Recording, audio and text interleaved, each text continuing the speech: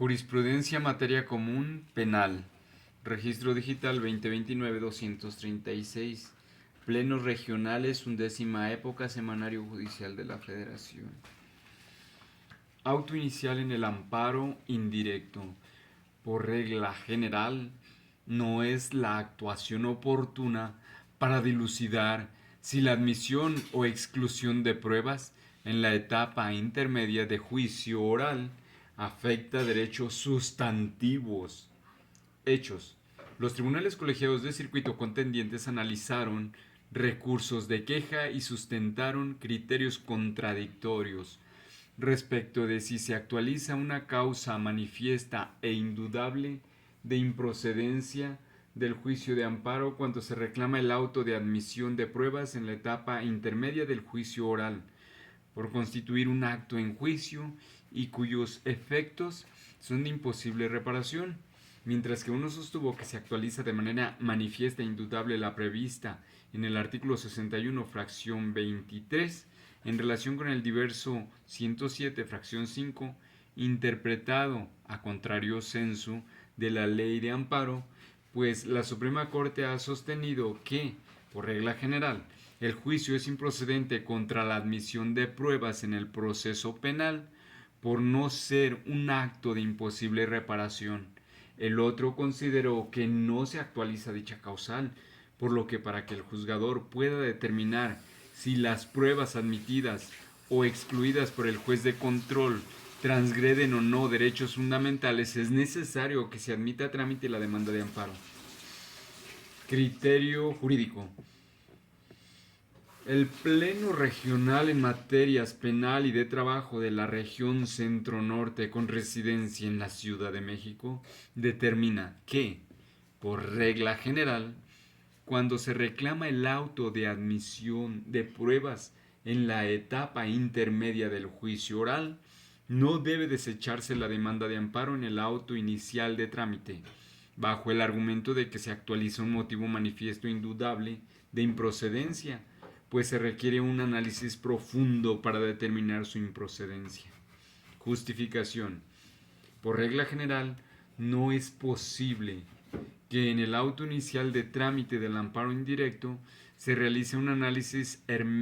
hermenéutico en términos de las jurisprudencias 6-2021 y 23-2021 de la primera sala de la Suprema Corte de Justicia de la Nación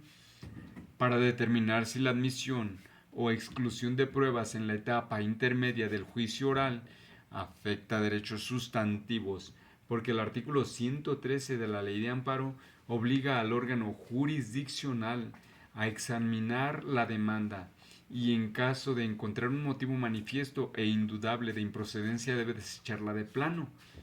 La segunda sala del Alto Tribunal, en la tesis 2 del 2019, sostuvo que la existencia de criterios jurisprudenciales que definen específicamente la naturaleza de los actos reclamados en una demanda de amparo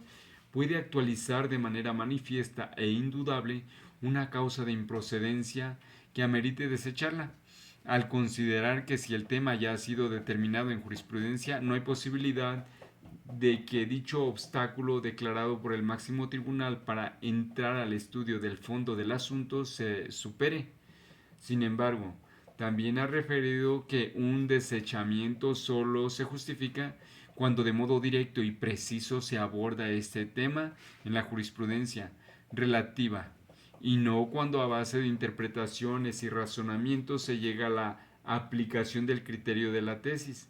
Por regla general, no procede desechar la demanda en el auto inicial, en el auto de inicio, al considerar que resulta improcedente cuando se reclama el auto de apertura a juicio en el que se resolvió la admisión y o exclusión de medios de prueba, por considerar que se actualiza la causal de improcedencia prevista en el artículo 61, fracción 23 en relación con el 7, fracción 5, interpretado a contrario sensu ambos de la ley de amparo, para determinar si se está ante actos en juicio cuyo efecto sean de imposible reparación. El órgano jurisdiccional debe realizar un análisis hermenéutico para dilucidar si efectivamente afecta a los citados derechos cuestión que es propia de la sentencia definitiva. De advertirse que no exista afectación a derechos sustantivos, se determinará la improcedencia del juicio y por tanto el sobreseimiento, salvo que la demanda y de sus anexos se advierta de manera clara, patente e inobjetable que el tema a dilucidar tiene que ver con como lo señala la citada jurisprudencia 23-2021,